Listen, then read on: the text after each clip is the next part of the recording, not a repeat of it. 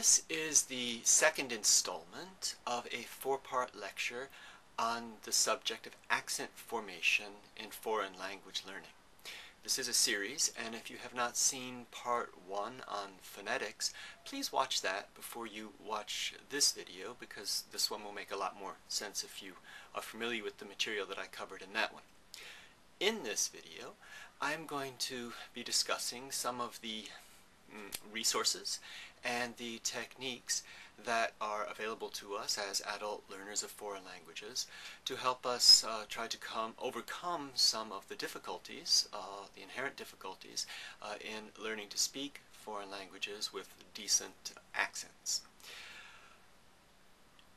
If you're watching this, coming to this video in the hopes that I'm going to be able to give you some easily divulgeable secret, then you can stop watching right now. I'm sorry I can't. I wish I could, but I can't. I'm very happy to share with you the benefit of my now lifelong experience of active engagement in learning foreign languages, and I do have some tips and some things that I can tell you, but there's nothing that I can easily encapsulate, something that I can convey to you very simply.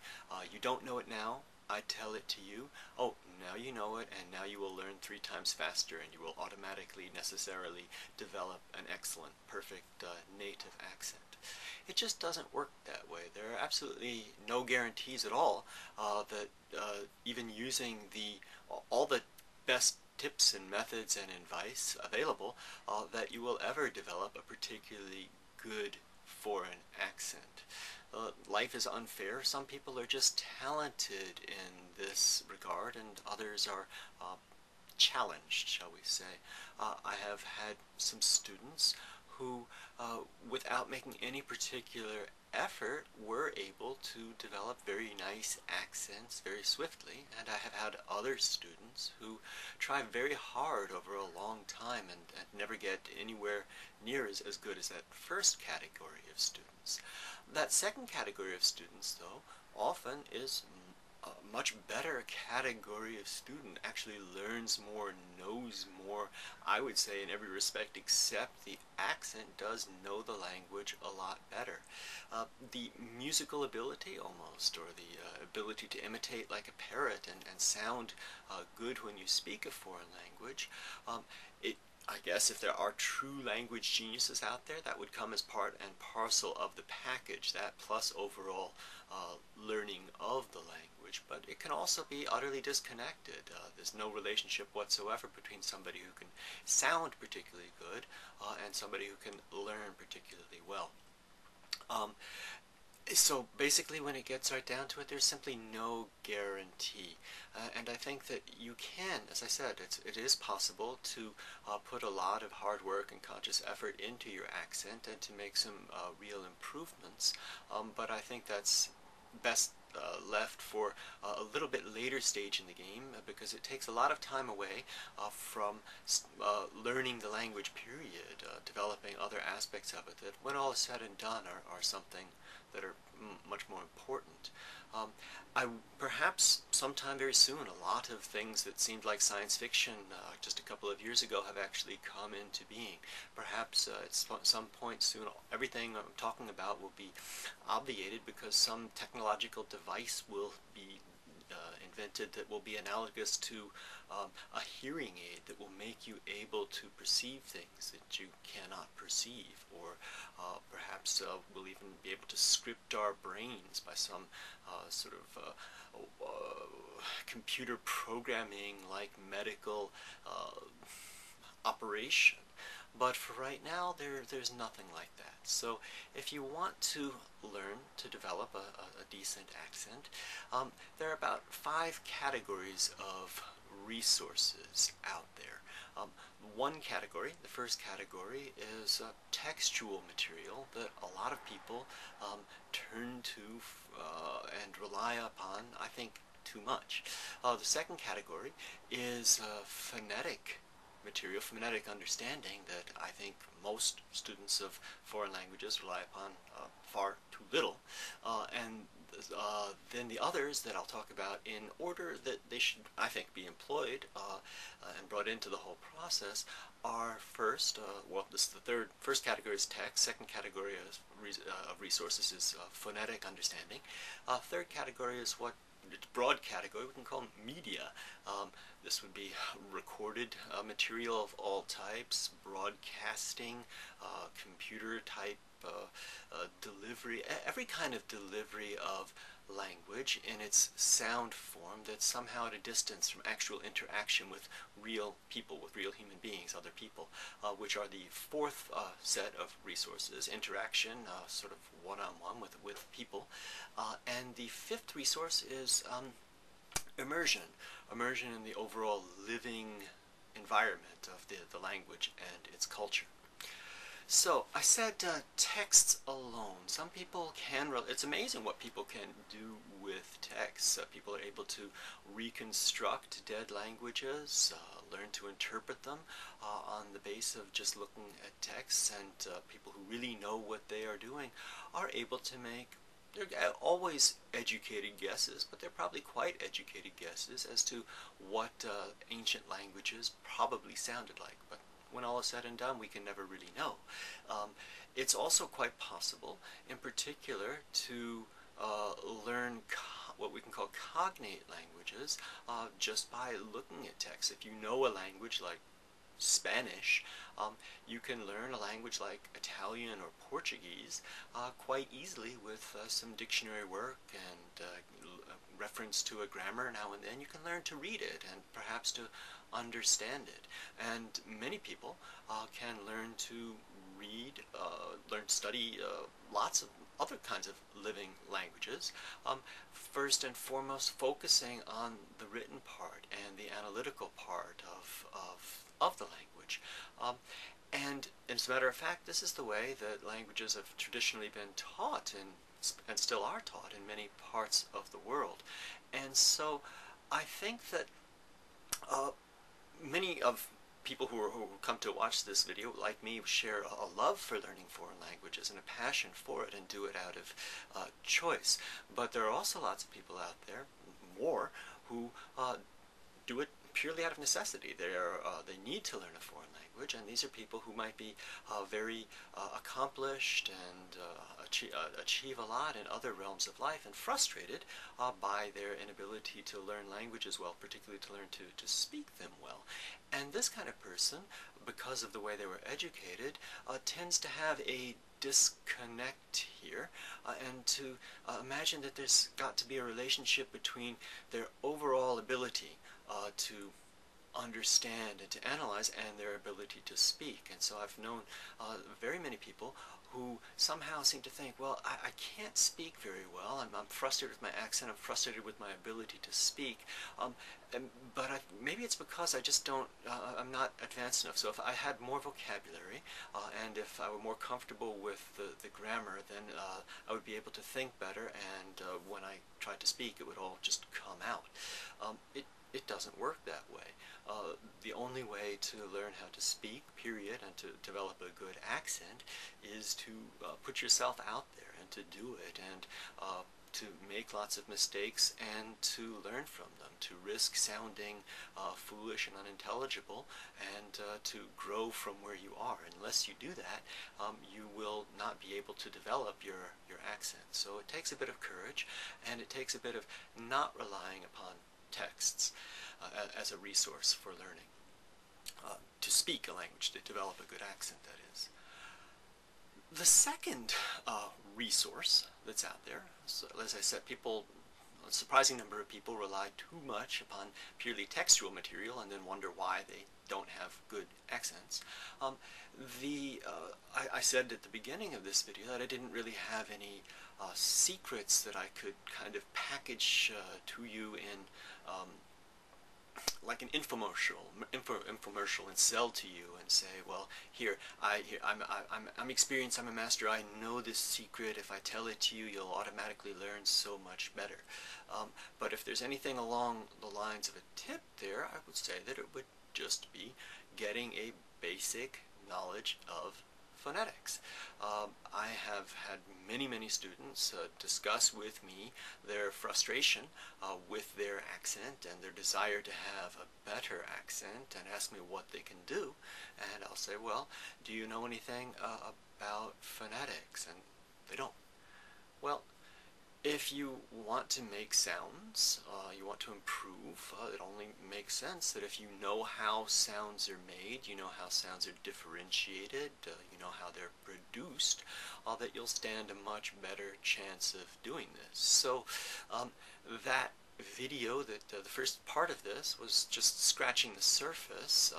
There's a lot more involved than I covered in that video. It will take some investment of time to learn to understand the terminology of phonetics, but not an inordinate amount, not something that's beyond you. And if you really want to develop a decent accent, I would say that should be your first line. Your first thing that you do would be to be able to follow the descriptions of how the sounds are made so that you can stand a chance of doing it better and overcoming those barriers that I talked about in the first video. As I said there, we are habituated by the sound system of our native tongue. We learn not to hear certain sets of sounds, and then when we come to learn a foreign language, we need to learn to hear them and then to imitate them. And on the other hand, we, with similar sounds, we are so habituated to making them in a certain fashion that to make that slight twist and to do it in a different fashion is also a hurdle that needs to be overcome. So, yes, an understanding of phonetics does entail more than I covered in that. I didn't talk at all about stress and pitch accent and that kind of things. Also can be described relatively well and give you an idea just by looking at these sort of scientific descriptions, linguistic descriptions of what a language should sound like. Of course, without some sort of audio samples of it, you really don't have a prayer of getting anything like the correct resonance. And the resonance I talked about in that too, I think is really of crucial importance. I wish I'd covered it a bit more at the end, because as I talked about, perhaps I'll do it again. Let me imitate another accent, a foreign accent. I would not try to speak as a French person tends to sound, a person with a French person with a thick French accent speaking English. I am not right now trying to do anything at all to change the pronunciation of my consonants or of my vowels. What I have done is I have shifted the resonance, the focal point is the energy of all of my speech production. I have put it back further in my mouth towards the uvular region from the more central region of standard English as I normally speak it. And so all of the most of the sound changes are really engendered in that fashion. So all of these are aspects of phonetics, and if you can understand that, you really have a much better chance of developing a decent accent. But as I said, you need to have some sort of voice to copy, some sort of sound to hear. And in this respect, not just our current generation, there have been some forms of media around for going on a century now, but compared to past generations, most of humanity has only been able to rely upon interacting with other people, whereas we now have all forms of broadcasting and recorded speech and good copies to listen to and to imitate. When we start talking about various kinds of media, as I said, this can cover computers, broadcasting, watching movies, or videos, and all sorts of things. But I think that the real core, the first kind of resource and material that you would want to work with would be recorded speech. Different kinds of just listening to the sound of speech. And so in that form, we have basically two kinds to choose from: didactic speech and versus authentic speech. And in several respects, when we talk about using recorded speech, we need to consider as a technique when and how to use what kind of recorded speech. Didactic speech tends to be spoken at some people have criticisms of it in terms of using it as a learning device because it tends to be spoken in a very exaggerated fashion. Didactic speech that's specifically programmed to help foreign learners learn languages is much slower, much more friendly and easy to understand than is normal speech. On the one hand, this has a very good effect in enabling you to hear the individual phonemes. But on the other hand, well, it's totally unnatural. It's a bit creepy. You lose the resonance.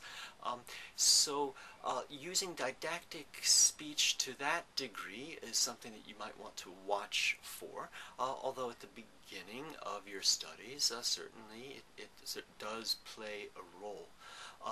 There are some people who think that although native speech, true actual speech, is obviously authentic speech at the very beginning is too fast for you to follow, that by listening to it in the background you will develop a feeling for the, the sound of the language. And in this regard too, even with using didactic speech, how should you go about doing it? As I said, there's the main consideration is the idea of when and how you should use it. And in this regard, the most common sense, long-standing basic instructions are listen and then repeat. Listening and then repeating is something that's not just out there as being standard and procedure and common sense, and obviously it does work, as many people have learned to speak foreign languages in this fashion. But as I said, even beyond just being out there as a force of habit, it is actively advocated by well, Dr. Stephen Krashen, who, for those of you who don't know his name, Professor Krashen is probably one of the most prominent figures in the whole field of second language acquisition, and his theories of and ideas about how the language acquisition and learning process work are really dominant in our day and age. And he certainly talks about not about acquiring as naturally as possible and not forcing production or speaking too soon before you're comfortable listening, all these kinds of things. And what can I say? Obviously, as I said, this works for some people. If you've watched my previous videos, any of them, you know that I believe that there are a lot of different styles of learning, a lot of different ways of acquiring languages. But that said, I have to say I have some real qualms and fears and concerns based on my own experience about the idea of listening and then repeating. I have seen that this is the most natural inclination of students who are starting to learn a language, is that they are reticent to speak at first. And if you listen and then repeat, listen and then repeat, when are you going to start repeating? You are always inclined to start listening. Most students who start speaking a language are incredibly physically and psychologically inhibited. When you see them try to start to do it, their posture gets like this, and they speak very softly, and it's very hard for them to do. And I don't think that this listening and then repeating plays into their favor for that, because it continues to let their fears and inhibitions build up. Furthermore, listening and then repeating presumes that somehow, by force of repetition, by listening repeatedly, you will be able to come to perceive sounds that at first you could not perceive, and perceive distinctions that at first you could not perceive. And that's just not been my experience. I think that when you do that, you tend to sort of lose your focus, become dulled and inured to the sounds, and to block them out rather than to learn to perceive them. I think that one reason why it's just sort of common practice and still advocated by some people to listen and then repeat is because, frankly speaking, there has not been any option to doing so. The only option really to doing so, as far as I know, is, if I may say so, is my own innovation of the technique that I call shadowing, whereby you don't first listen and then repeat, but rather you listen and simultaneously repeat. You force yourself to speak along with the voice immediately as you hear it. And this is not something that before I started doing this that I ever read about or heard about anybody else doing it. And this is a way I have found that this prevents fears and inhibitions from building up, and furthermore, it gives you some sort of feedback, some sort of check against the sounds that you're hearing, because if you do it properly, you do not boom out too loud yourself so that you drown out the source of material, nor do you speak in that inhibited voice such that it drowns you out. But if you speak at the same resonance or frequency with the voice, you'll hear when you're out of tone to a certain degree, and over time, with repetition, you will correct that to the degree that you are capable. But that segues into the technique of how to use recorded material. And for the most part, if you're buying didactic or any kind of materials for listening and then repeating, it's programmed into the instructional material. You're told on the recording, listen to this and then repeat it, and you get a blank or a pause space in which you are to do that. And I always, as a learner, felt terribly frustrated and stymied by those pauses. They were either too long or too short, and as I just said, you don't really get any feedback for whether or not you've said something correctly. That sort of echo is a bit too far away, and you don't have any check on hearing it. So I think that for this reason too, the technique of shadowing, speaking simultaneously with the voice as you hear it, is, at least for the type of learner that I myself am, is preferable. But I don't want to belabor that point too much here. Rather, in the next video, in which I do some analysis of accents, some samples of accents, foreign accents that have been achieved, we can look at the different results that have been achieved by these two different methods.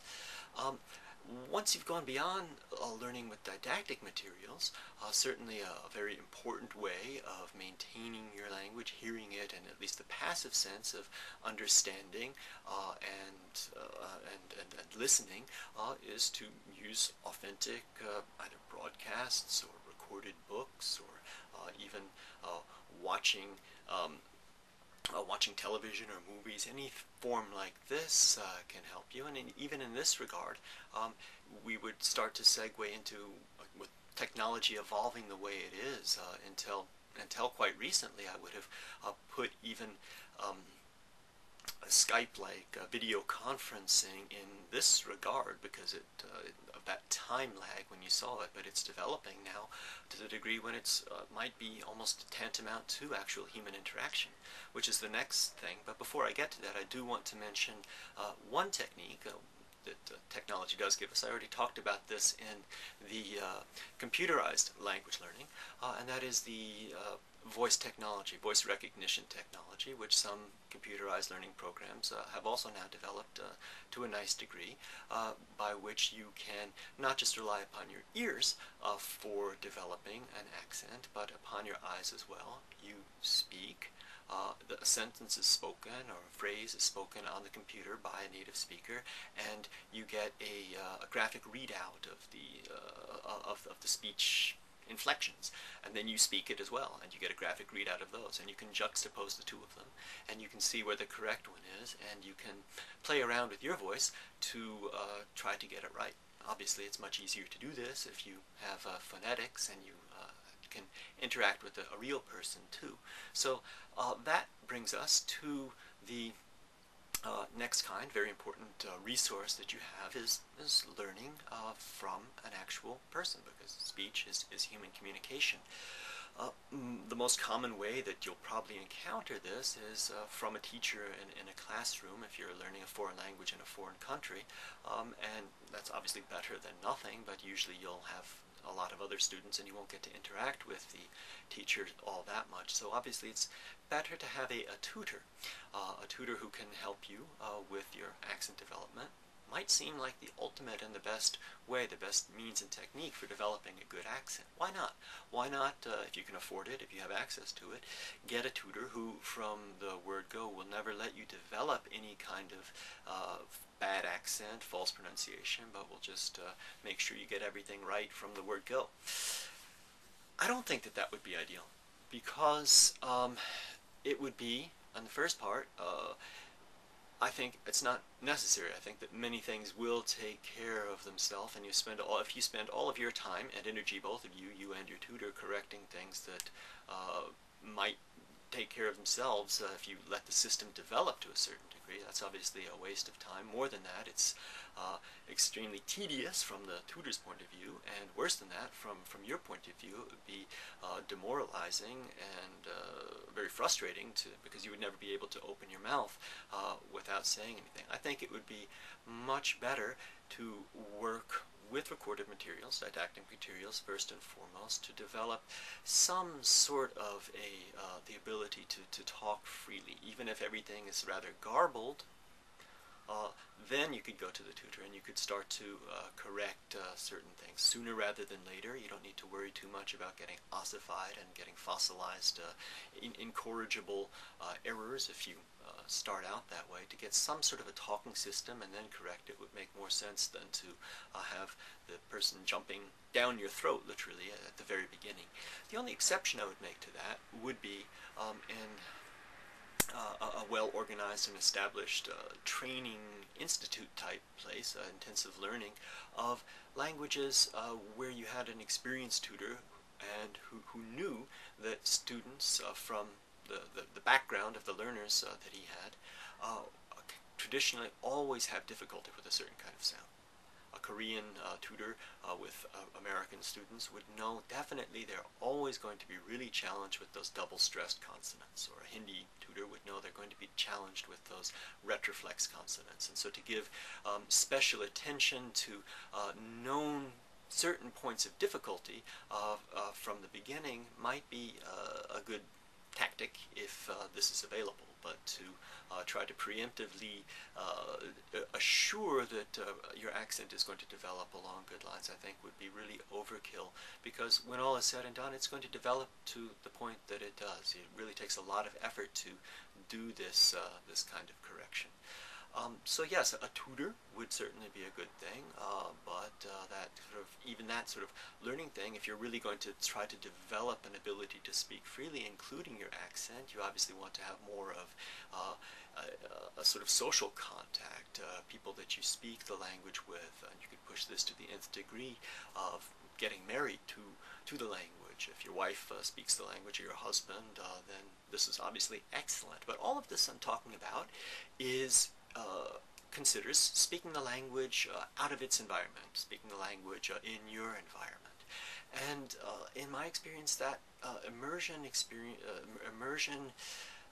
feeling, that going into the environment where the language that you've studied and now know is used all around you, is in the air. It's the frequency upon which thought is going on all around you and speech is going on all around you.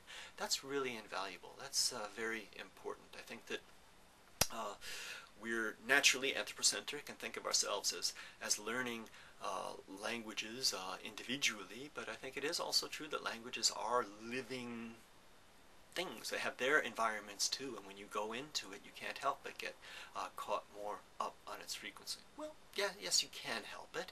If it doesn't really aid you if you go to a country and you spend months or years there, if you don't make any effort, if you keep thinking in your language, if you don't do anything, that won't do anything for you. But conversely, if you are what I can call language conscious, linguistically aware, and you can make a language expedition to a country, even for a very short time, a week, go there and listen with your ears open the entire time and pay attention and really focus, I think that does an enormous degree towards waking up your abilities. It's obviously much better if you stay there longer and if you speak to people. Okay, so yes, just truly interacting, living in a country for a long time. When you get right down to it, that's the only real tried and true proven way to most people to get their accents better. But even that doesn't do it. So you can, if you have a heavy accent, you can live for decades in a foreign country, you'll come to a point when you just don't improve anymore. If you want to improve, it's not enough to, for most cases, to simply interact and expect it to take care of itself. You need to do two things, and here's where, now I'm getting towards the end of this, I think finally, 36 minutes already. You will need to make a conscious, active effort on your part. Most of that active effort will involve finding not just any tutor, but some native speaker, native phonetician, native person who can really point out where it is that you are making mistakes. Because at a certain point, even if you observe yourself very, very well, you will not be able to hear the things that you simply can't hear. You need to have them pointed out to you. So for some specific closing tips, once you're doing that, once you have somebody who's really pointing out to you and telling you what is correct and what is incorrect, you need to make that conscious effort to practice. And there, I would say one of the first things that you can do when you are practicing is not slip into that ESL sort of overly friendly and smiley and too happy expression that comes with the speech of this. You don't need to do that. In order to slow down, do speak at a slower pace. And the slow speed is important mainly and especially if you couple it with opening your mouth wide, articulating fully. If you articulate fully, if you speak in a loud, clear, slow voice, well, in the first place, what accent you do have will almost necessarily improve because you'll just give your all your speech organs time to complete all the movements that they need to make that you might not do so otherwise. Also, what you're doing in that, what you need to do, when you've had some sound pointed out to you. No. It's not E, it's E. What? It's not E, E. I don't hear any difference. It's not E, E. Oh, I guess I do hear a slight difference. If you can't hear it, or if there's a funny sound, if there's a strange sound to you, when you're alone, when you're practicing, you need to, like an actor, really exaggerate it, really bring it out, really work with the sound to try to make it as noticeable as possible. Then when you go out and you engage in normal speech rhythm, normal speech patterns, that will tend to make a lot of improvements. And so finally, yes, what you need to be doing is basically recording yourself, observing, listening. And I would say at this stage, once you've got a talking system, you're going to be an overall intermediate speaker. Moving into being an advanced speaker is probably the best time, if you can plan it, to take care of this. It may seem slow, but I think it really is the best procedure to try to take one sound at a time. One sound that your native phonetician points out to you and helps you get the correct movement and articulation with, and is able to tell you when you meet him or her the next week, yes, you've got it, or no, you need to keep working on it. Take one sound at a time and really focus on it. It's easy then to keep that first and foremost in your mind at all times when you're going around and just engaging in everyday conversation, and to make that effort to focus on one thing at a time rather than just have a general vague desire to speak better. You're likely to get it. And once you get it, you will probably find that you get a number of other changes with it, because when you understand phonetics a bit more, you'll understand that there are things in historical linguistics, sound changes across the board work by what we call push change or pull chains. Things are related to each other, and sounds are usually not isolated, but they can come in a category. And if you have problems with a certain sound, maybe one more than others, when that's pointed out and corrected, you'll probably make a certain degree, at least, of improvement with the entire category of sounds. So, these are some of my thoughts on the resources that are available to helping people try to improve, develop and improve good foreign accents, and the techniques, things that we can do to try to use them as best we can. And as I said, now in the third installment, third part of this lecture on accent formation in foreign languages, I will discuss and analyze a number of different accents that have been attained in foreign languages, some good and some bad, in terms of what techniques were used to attain them and what effort was put into attaining them. So that will be the next one.